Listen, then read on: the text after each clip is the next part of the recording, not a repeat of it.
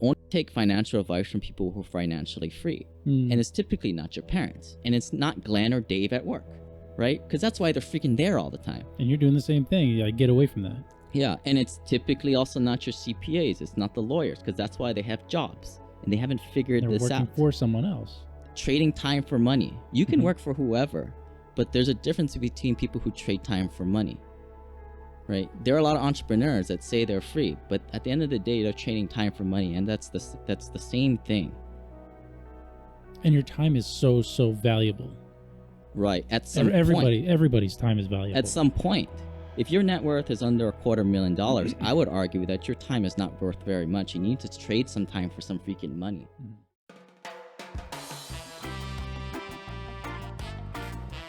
Welcome back to Hawaii Real, everybody. I'm your host, Ioke Ehu, and today I have a special guest, Lane Kawaoka. He is the owner of the Simple Cashflow podcast. Simple Passive Cashflow podcast. That's the important part. Simple Passive. Yeah, it doesn't matter what my name is. SimplePassiveCashFlow.com is all that really matters. And you're going to find him online. He's also on Instagram, Facebook. Are you on LinkedIn? That's where I found you. Yep. LinkedIn. Check him out. And he's got some awesome stories and some awesome content. He has his own podcast. You say over 300 episodes? You've done think 300. So. Somewhere around there. You've also done over 100 other podcast episodes with other podcasters. Yep. A lot of speaking engagements. Just trying to change the world a little bit in the financial stuff, you know. A lot of bad financial advice out there. Yeah. We gotta fix. Thank you so much for coming on the show, man. And he was telling me he drove out here and got here about half an hour early in an Escalade. I like that. Driving style. Yeah. I was thinking like you'd come in like Toyota for some reason. I don't know. But an Escalade. So what's the story behind the Escalade? There's a story. Who doesn't want an Escalade, right? I can't park one for the kill. Well, they've got the God mode cameras from the top, so it's easy. actually kind of easy. What? Yeah, but I mean, what kid doesn't want to Escalade after you see it in all those music videos, right? That's true. Yeah.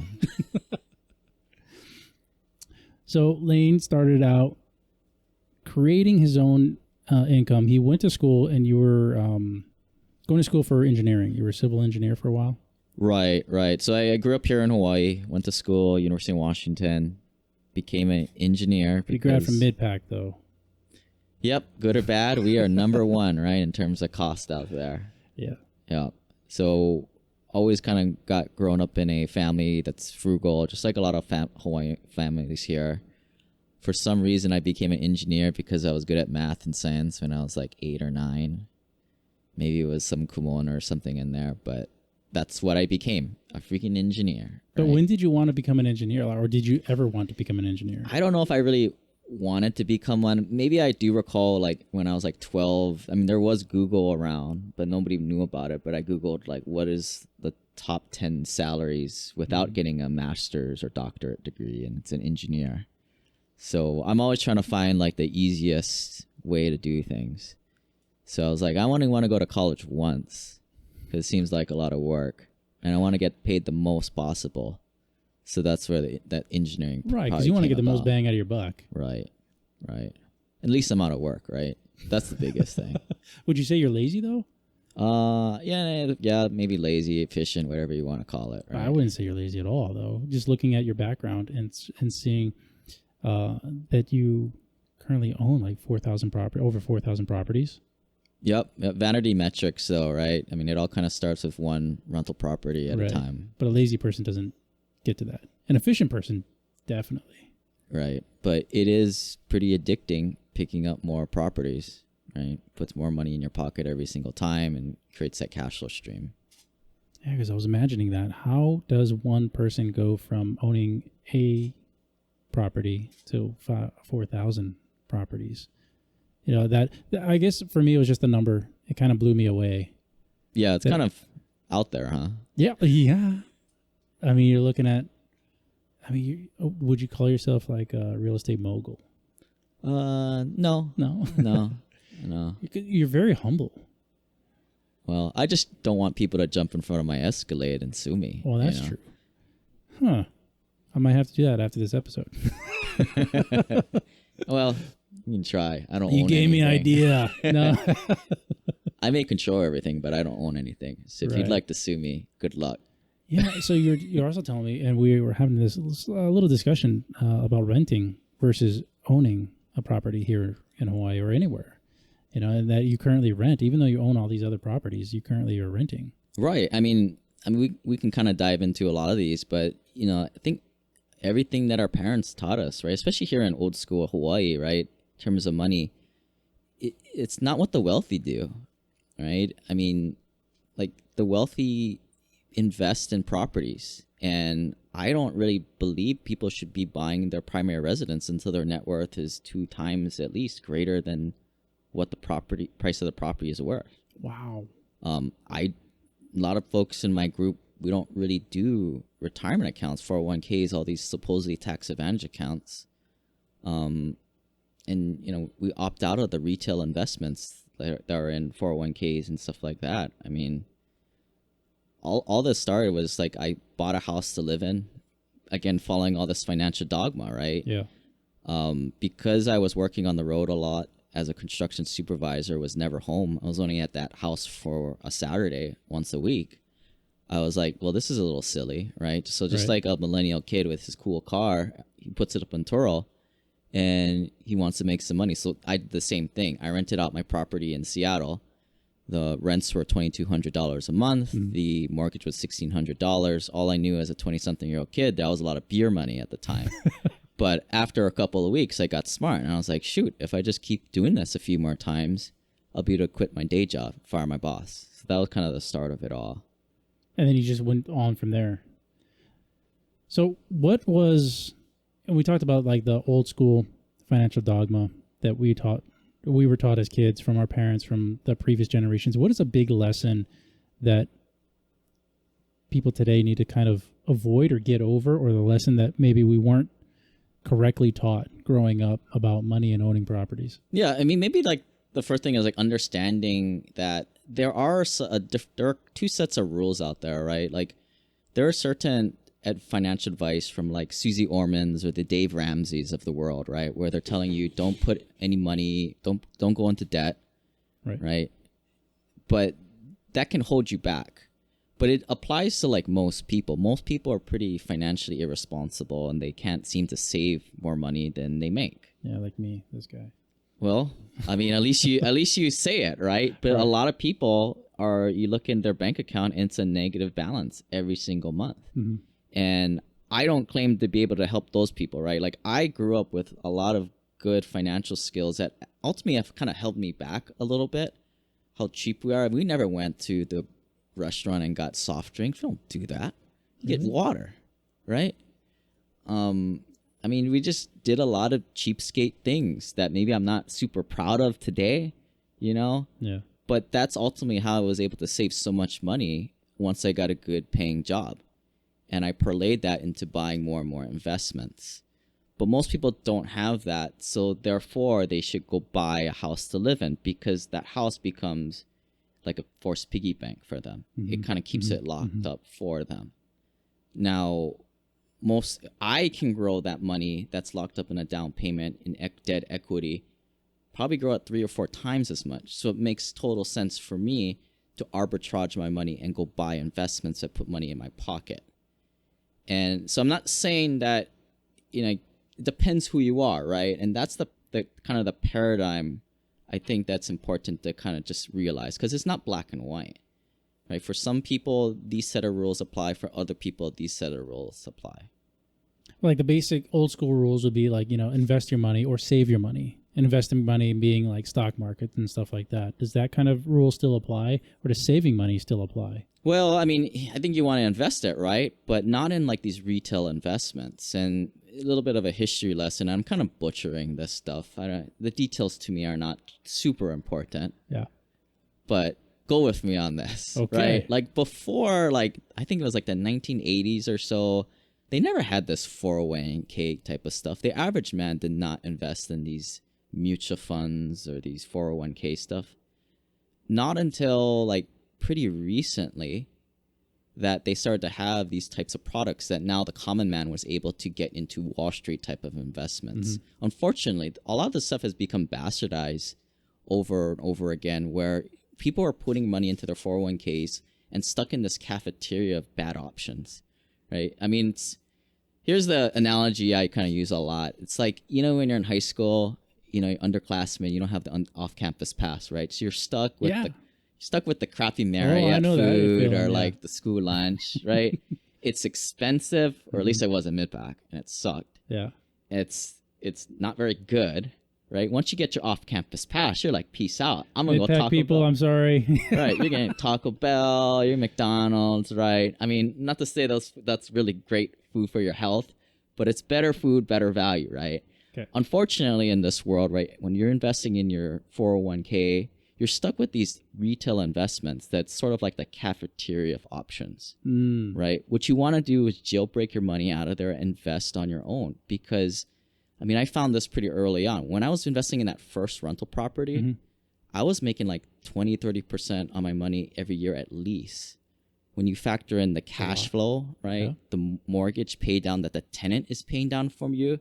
And that, again, that's the key difference between when you're owning a house, you're paying down your mortgage. Right. When you own properties, your tenants are putting their heart, sweat, and tears paying down your mortgage, and you're getting that equity buildup. The third way is the tax benefits. We can get into that in the future, how the wealthy don't really pay too much taxes. And then last is like, I mean, you're getting the appreciation, right, from all these properties. So 4 ways. I mean, if you don't believe me, I mean, you can go watch my video. Do my little whiteboard geeky thing, SimplePassiveCashflow.com/returns. Check out that video. But 20, 30% at least on a crappy rental that I didn't even think that was that great of a rental. And I look at my stock market stuff that everybody tells you to be a good little boy and girl and go into this stuff, invest in your retirement, 401k, and it's like 8 to 10%. I'm like, and you're making 30. Yeah, I'm like, WTF, right? Like, yeah. So like, what's going on here? So what about the work that you're putting into it? Is it the same amount that you would think that a stockbroker or investor is doing, or much less? And this is the key differential, like between me and my group, right? We're passive investors. Most of us are working professionals. We're busy, right? We're not talking. I think people, when think of real estate, we get clumped into this whole world of like what the HGTV flippers.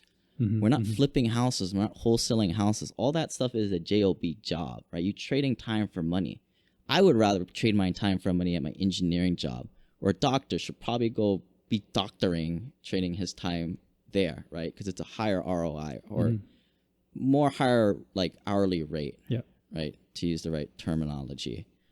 But like when, you know, like people clump us into this world of like wholesalers and flippers and all this other active real estate stuff. That's not what we're doing. Yeah. We're just saving up 20% down payments, putting into prudent properties at cash flow on a monthly basis. So the first thing that we're looking for is this 1% rent to value ratio, right? We're taking the monthly rent divided by the purchase price, and we need that to be 1% or higher. If not, we're not even biting on that thing. So this automatically takes out. We don't invest in Hawaii. We don't invest in Seattle, California, New York, Boston. Interesting. It makes no sense, right? I mean, we'll use a California example, right? You find a place in California that's $400,000. It's probably a piece of junk in a really rough area. Your monthly rents on that's probably be $2,000. So $2,000 divided by $400,000, 0.5%.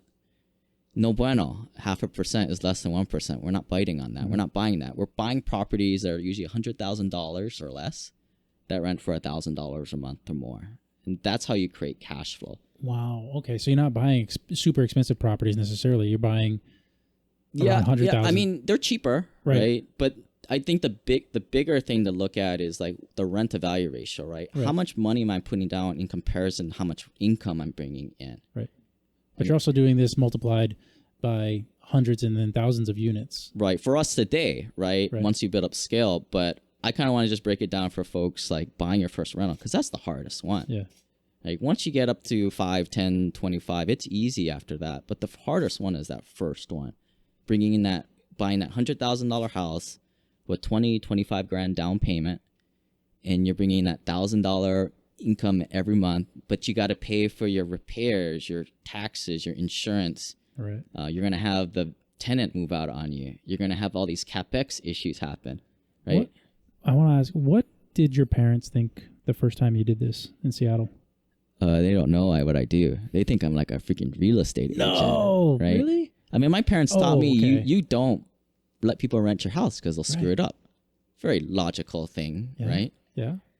But that's just not how I think a lot of people are, right? They want to buy really fancy houses. And, you know, that's the other thing. We kind of cater towards workforce housing. So there's different classes of properties. So we don't go to the high-end luxury. And we don't go to the war zone stuff, but we stay in the middle, right? The blue-collar, hardworking, not professional, but blue-collar workforce housing type of person. So on the mainland, you know, these are the guys paying $600 to $1,400 a month rent. So your parents don't know. They don't understand. They don't understand, but they know you're into housing, buying and selling houses. They know that you're they know all these properties. They know I'm not working my engineering job. I'm sure they're a little concerned. Really? Are they wondering, like, what did we send them the mid-pack for? Yeah, we never had that discussion. Right. Okay. Just they don't understand. You know, why waste your time? You know, right? But you're right. It is a generational thing, and I think even going forward, when I look at my kids, like, what are they going to be doing that I'm not going to understand? You know, in the next 10, 15 years when they're out of college and doing some newfangled thing, and they tell me, "Hey, Dad, this is what I'm doing." I'm like, "What? Are you sure? You should be buying or renting properties." They're like, "Nope, that's old school. You should be doing this." Yeah, I mean, right now, like, Bitcoin's a big thing. I mean, I do think it's like the new frontier, but I feel like when people are under $500,000 net worth, you need to invest for cash flow because you cannot sustain a failure. If Dogecoin takes a dump next week, you're screwed. Yeah. Right? The only prudent way to build wealth is with cash flow, right? Who's that? Charlie Munger, Warren Buffett's buddy. Like, his famous quote is like, Warren Buffett's quote is, how do you ensure you don't lose money? Well, that's with cash flow, right? How do you see yourself, and how do you define success for you personally? And are you there yet? No, I'm still in growth mode. Trying to just keep buying more properties. That cash flow on a monthly basis is the game plan. Do you have an end goal? Yeah, I mean, ideally help out people get financially free too. Help them do the same thing. I know money is a tool. The more money you have, the more you can magnify your impact. So until I figure out where I want to shoot the radon gun, I'm gonna keep making more money so I can buy a bigger gun. So no, I haven't figured it out yet. I'm just gonna keep doing what I'm doing, right? That's the grind phase, right? Yeah. So you're still in the grind phase. You're still in the growth phase. You're still building your empire. Do you see yourself as building an empire? Sure. Yeah. Yeah. What would you call it? I don't know. Just picking up more properties that cash flow. I mean, it's just like since the beginning, right? Since when first property, and then 2000. First property was 2009. I got up to 11 around 2015. I mean, it takes a while to kind of get that first initial push, but after a while, I mean, it's obviously getting easier just by sheer number count. So what got you into doing, say, 20 after you did 10, and then 100 after you did 20? Yeah, so there was a big pivot point after I got up to 11 rental properties. Actually, there was a big pivot point after I had a few rental properties in Seattle, right? And that was the point where I realized sophisticated investors invest for cash flow. They don't invest for capital appreciation. I mean, if the property goes up in price, cool. But I consider that gambling, and I don't gamble with my money. I only go into deals that cash flow, like I said. So I realized that Seattle, around 2012, I started to realize that, you know, like Seattle's more of an appreciation market. And if I want cash flow, I need to go to more of a secondary market like Birmingham, Atlanta, Indianapolis, Kansas City, Memphis, Little Rock, Jacksonville, boring ass places like that. Right? South, yeah. Right. Sunbelt states. So I bought a property in Birmingham, tried it out. I didn't go visit it. I didn't see it. It was just kind of a test, and it worked. And I sold the Seattle properties, and then I had 11 in 2015, 5 in Atlanta, 4 in Birmingham, 1 in Indianapolis, and 1 in Pennsylvania. Did you visit the Birmingham one eventually? Eventually. Okay. Hey, we don't want to be super irresponsible here. Because at that time, I was helping people buy single-family homes remotely back in 2015. So it would be a little irresponsible for me to, do that. Okay, off subject a little bit because I love Birmingham. What did you think of Birmingham as a city? I mean, it's the South. It's a little bit behind on the times, but that's why it's a great place to invest. I mean, we invest in red states. Not to say anything politically, but when I'm the landlord, I want the laws to be on my side. I don't know. Maybe it's just because I grew up in a household where we understood if you don't pay, you can't stay. Yeah. I took a couple trips to Birmingham for work purposes, and I thought it was absolutely beautiful. It was not what I was expecting a southern city to look like. Flying over, landing into Birmingham, and it's just a carpet of forest, just green from eye to eye, horizon to horizon, as far as you can see, just flat green forest, and then there's a city that just kind of pops out of it. Mm-hmm. Yeah, I think that's where when I bought my first rental property there and I went and actually visited it, that was one of the things that kind of stuck out. Like, it's not like you think of like Compton or these inner city areas, right? Where houses are right next to each other. Kind of like even in Hawaii, right? Like Kapolei or Aiea, Pearl City, like houses are right there. And you have houses are so much in proximity. So you have some kind of inner crime. There's just so much people. Yeah. But in Birmingham or a lot of these Midwestern, southern states that we buy in, the houses are very spread apart. Yeah. And it has a very good feeling, even for like a Class B type of area, right? Even Class C areas. I mean, if you look around, it's a nice, quiet street that there's high pride of ownership even amongst the renters there. Yeah, I noticed when I was in Birmingham, like the one thing that always stood out was that even between shopping centers or gas stations or apartment buildings or something, there was like tall trees, a lot of forest in between everything. So wherever you went, it kind of, outside the city proper, it's like you're in the forest. Right. He's like, dude, there could be like animals out there just going to come out and grab you. Yeah. And I don't know, it's crazy for like people that live in California, Hawaii, Seattle. Yeah. I mean, most people live in properties that are under $100,000, $120,000 a year. We're the crazy ones that pay $300,000, $600,000 for a starter home. Right. But we have the beach year round, great weather in Right. Hawaii. Right. Well, live where you want, but invest where the numbers make sense. Right. Yeah. So as far as Hawaii, what do you love about Hawaii personally? So yeah, once I had my portfolio up to a decent size and I was able to kind of see the light at the end of the tunnel in terms of career-wise, I didn't really need my day job anymore. I mean, that's when I kind of looked. I always wanted to move back home. This is where I grew up. I like Hawaii because it's not really that rat race. Buy the fancy car.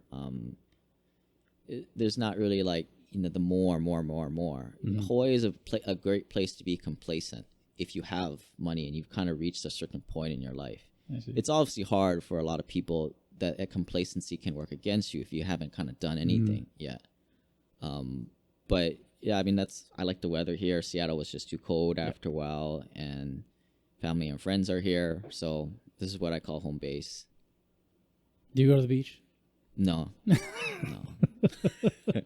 I was asking him off camera. I was like, what are your hobbies? He's like, I work. I'll be honest. I mean, growing up here, I never went to the beach very much. I mean, I was study to go to college one day. That was kind of the shtick that we were growing up with. Do you have siblings? Yeah. Do they do the same thing that you do right now? Have they bought into it? No. They don't need to. They make a pretty good salary. They don't need to, right? And that's the key ingredient for a lot of this stuff. Why they always say, well, why do so many engineers do this real estate investing thing? Right. Like, well, that's interesting. I think the first reason is obvious, right? Which I don't think is the primary thing, which I'll get to. But the first thing is like, well, engineers are pretty decent with numbers. They know how to put together a spreadsheet. But you know what? This real estate investing thing isn't rocket science, right? People can, I mean, if people want, they can go to my website, grab my free analyzer, which can underwrite a single family home pretty simply. It has the inputs and outputs, everything you need there. SimplePassiveCashFlow.com/analyzer. Download for free. Okay. And you'll see it's not amazing, right? It's not that complicated. You don't need a freaking engineering degree to do this stuff, right? You just need to kind of know how to use a calculator, right? But I think the reason why so many engineers do this real estate investing thing is we're the highest paid profession that will never like drive a fancy car with an engineering degree. I mean, a lot of us graduate with pretty decent salaries, but your career trajectory, and especially in pay, will kind of peter out. It's nowhere near like a dentist, a doctor, or a pharmacist. A lot of those traditionally higher paying jobs. I like to think we're the smartest, lowest paid people out there. So there's that. What is this distill down to, right? It's the pain point. Right. People don't change unless there's a reason to do it, a pain, right? I need to send my kids to college. I need to, my spouse ran off and now took half, right? There's some pain point, right? People come to me and there's always some pain point. The reason why they went to Simple Passive Cashflow, right? There's a reason why they Googled something that got them out of their comfort zone. And what I try and do is I try and give them their education and the quick things to do, the quick wins to get them down this path of owning real estate, to get the feedback loop going.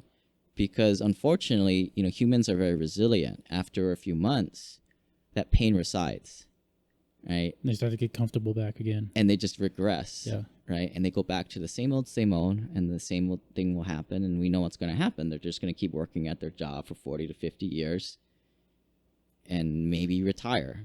Mm-hmm.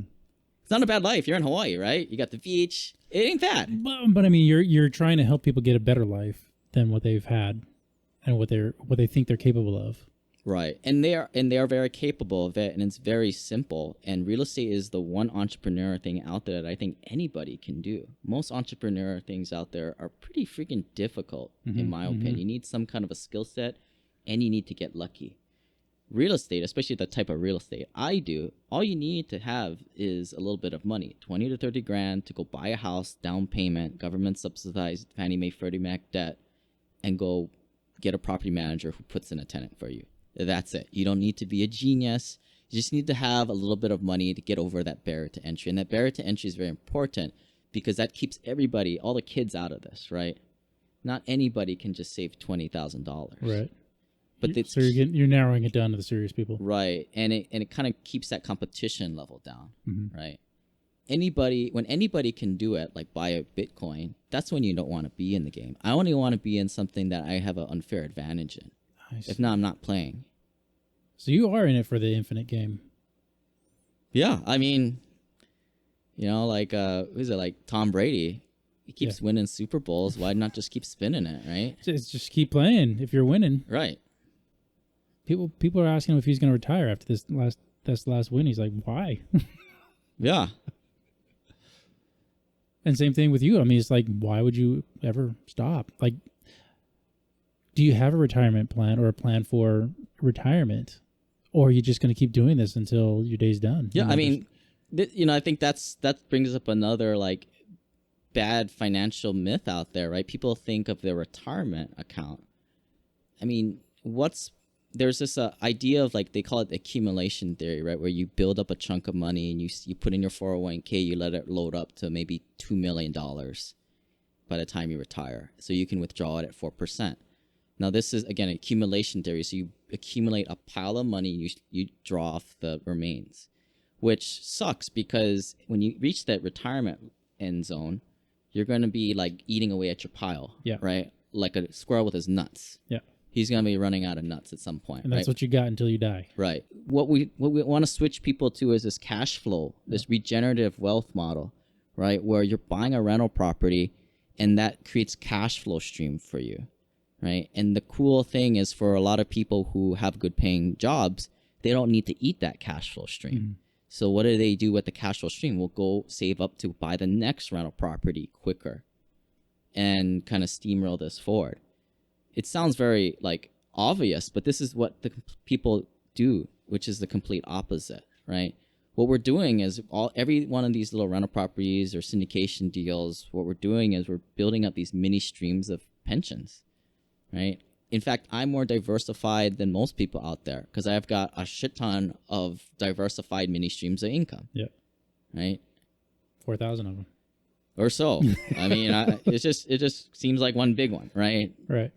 But like this is kind of if you kind of stop and think about this, like this is a pretty prudent way of doing things. And this is the way I think. I think like this is what sets me apart is like I'm a questioner. I always question like, why are we doing it like that? Why would we blindly put our money into the 401k just because Cliff and Dave at work, who are nearing retirement, they're doling out all this bad financial advice to the younger kids at work? Why would we do that, right? And this is like me when I was starting to become a rental property owner, right? And then I started to realize like only take financial advice from people who are financially free. And it's typically not your parents. And it's not Glenn or Dave at work, right? Because that's why they're freaking there all the time. And you're doing the same thing. You get away from that. Yeah. And it's typically also not your CPAs. It's not the lawyers because that's why they have jobs. And they haven't figured this out. They're working for someone else. Trading time for money. You can work for whoever. But there's a difference between people who trade time for money. Right? There are a lot of entrepreneurs that say they're free, but at the end of the day, they're trading time for money, and that's the same thing. And your time is so valuable. Right. At some point. Everybody's time is valuable. At some point.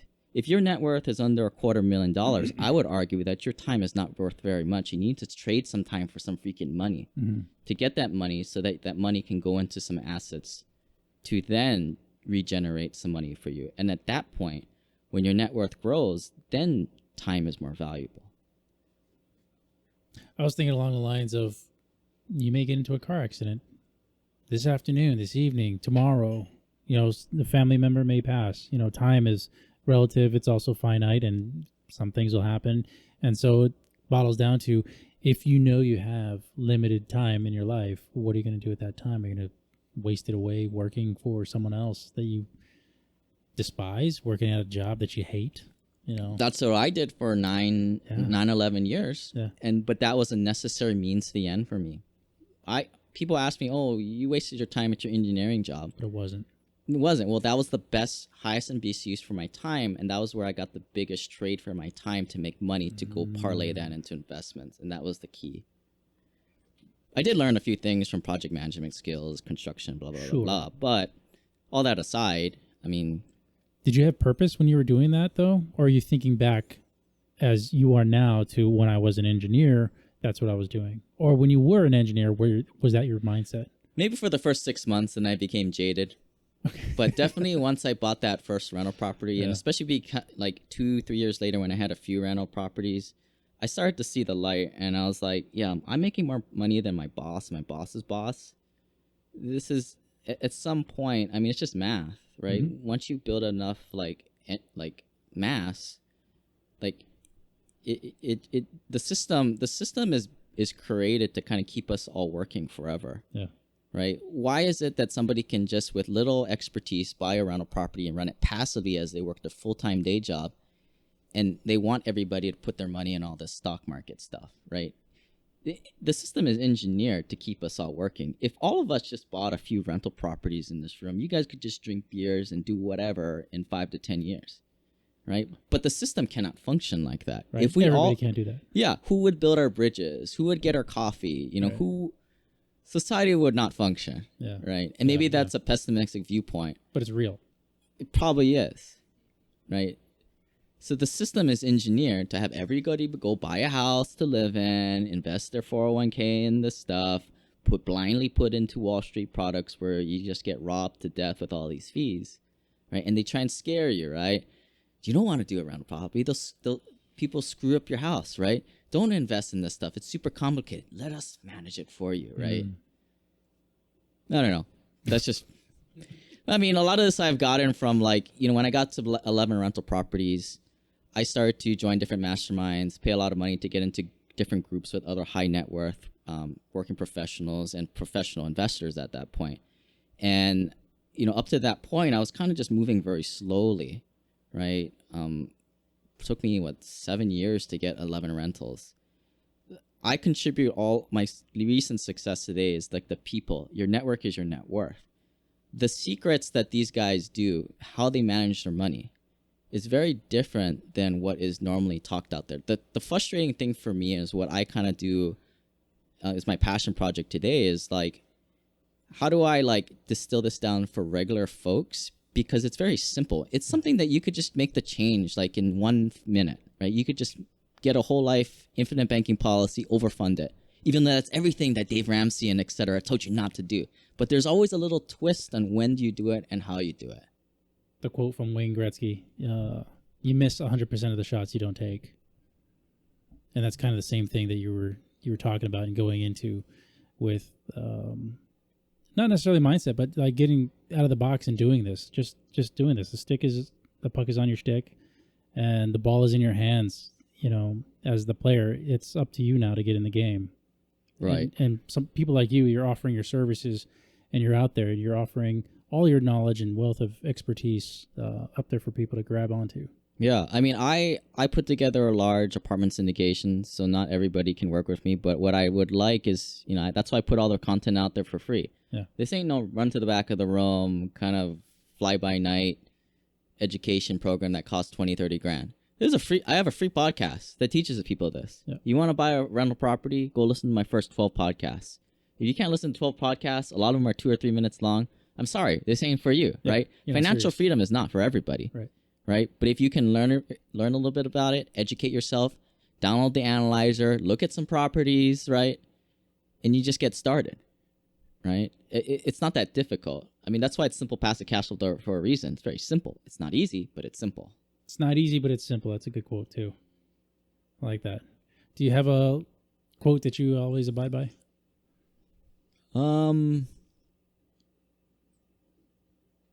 It's not easy as simple. I think that's where a lot of it stems from. I mean, a lot of, especially like the things that the wealthy do, they're just very simple, right? But who would have thought, and in what order, right? That's the prescription, right?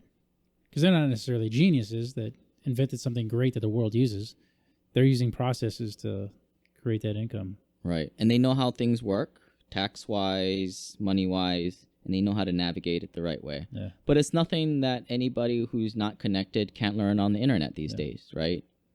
And I think that's, if there's anything, I mean, real estate anybody can do. It's not rocket science.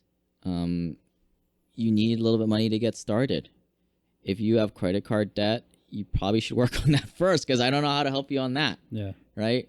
But if you can kind of prudently put away some money and, you know, get 20 grand, you can buy and hold rental, and that's the start.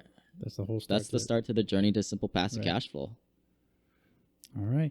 Any last words for us at the Hawaii Real? Oh, no, thanks for having me, guys. Really appreciate it. This has been super, super great and a great learning experience talking with you. I'm so happy you came on. Yeah. You know, even off camera, you've been talking about a whole slew of things that are just great, great advice. And yeah, wealth of knowledge.